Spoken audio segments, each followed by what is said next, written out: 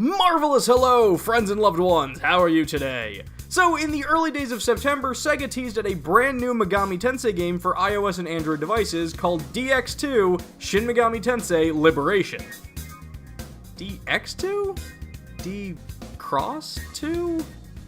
D times 2? I honestly have no idea how to pronounce this.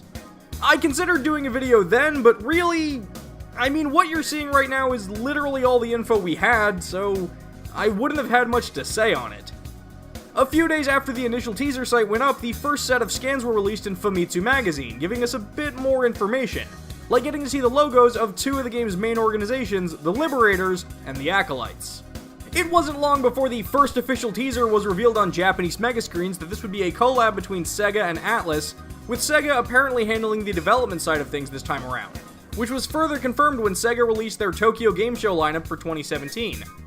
At the Tokyo Game Show, Sega has already confirmed that the game will be playable, have a trailer, stage appearances, and they're even going to have some cool swag for it. As established, the game is coming to mobile devices and will be released in Japan sometime this year. The title will be free to play with in-app purchases. The Megami Tensei franchise has been no stranger to mobile gaming in the past. The first three SMT games are available on mobile devices, with the first game even being available in English, where some dedicated, talented, handsome YouTuber made a very in-depth video on it. And several games in the series were created purely to be played on phones, like the only ever follow-up to Jack Bros, the complete and original JRPG Devil Hunter Zero, a number of Persona 3 spin-off games. Really, look at all these. It's crazy. A completely new Persona RPG complete with its own game mechanics and character designs, and really, I'm just scratching the surface here. However, most of these games were never localized, because many of them were specifically tailored and released for Japanese exclusive services, such as Mobagi Town or Gree. If I'm being upfront and honest, I'm already pretty biased towards liking Liberation, because this is something I've personally wanted for a long time now. I really enjoy mobile gaming, and I like having stuff on my phone to help pass the time while I'm waiting on my order at Taco Bell, or if I get bored while videos like the one you're watching right now are rendering or exporting. A unique to mobile devices Megaton game series has been a dream of mine for a while now. One that isn't simply a port or a simplistic spin-off or requires certain services. Anyone with a smartphone could potentially pick this up if it gets released, so call me hopeful for a localization. This week, we finally got enough information through the second set of Famitsu scans that I felt comfortable enough making a video on what we'd learned. We got our first look at some of the character artwork and learned some information regarding how this game is going to work. For starters, players will be able to choose between a male or female protagonist who will join up with the Liberators, a secret organization operating out of Akihabara.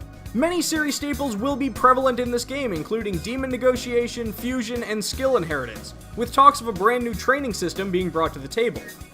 Battles will be carried out by teams of 4 demons and utilize the press turn system that most SMT or DDS veterans are familiar with.